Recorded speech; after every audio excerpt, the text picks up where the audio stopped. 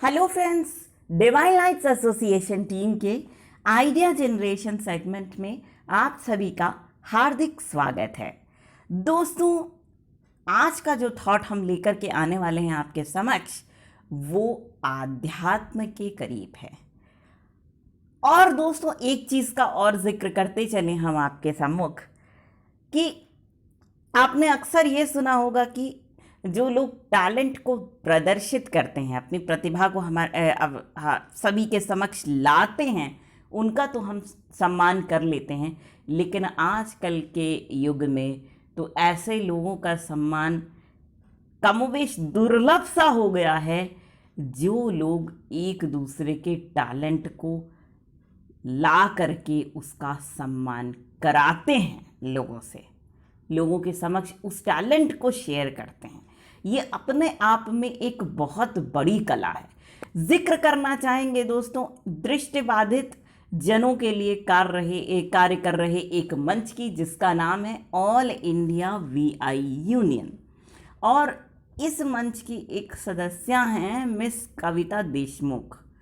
उन्होंने अपने फ़ोन से एक मंजू नाम की शख्सियत को कॉल किया और उनके विचारों को, सुविचार जो उन्होंने पेश करना चाहा था लोगों के समक्ष, उसको रिकॉर्ड करके बाकायदा सभी के समक्ष प्रस्तुत किया।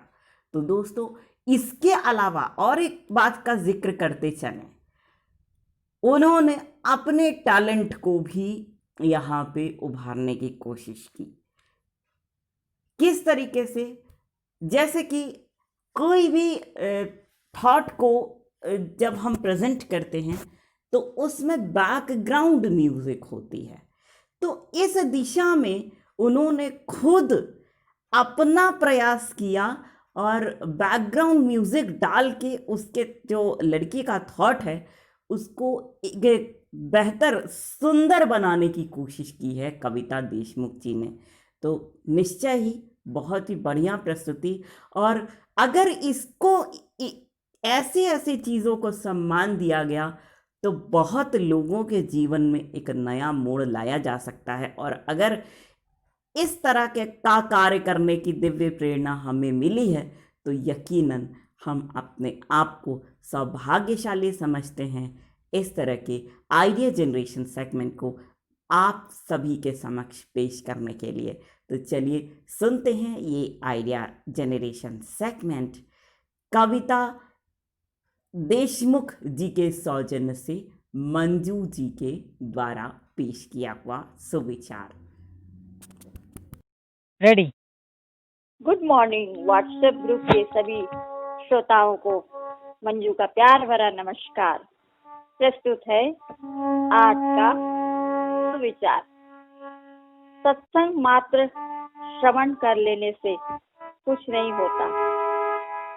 सत्संग को यदि हम अपने सत्संग में जो ज्ञान की बातें बताई गई है उसे हम अपने जीवन में उतार ले तो लाभ होगा।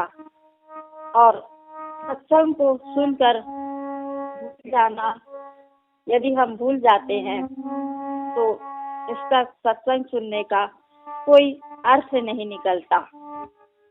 इसलिए अन्यथा इसका मतलब तो ये है कि सत्संग में जाने का कोई मतलब नहीं होगा। ये था आज का शुभ विचार और नमस्कार।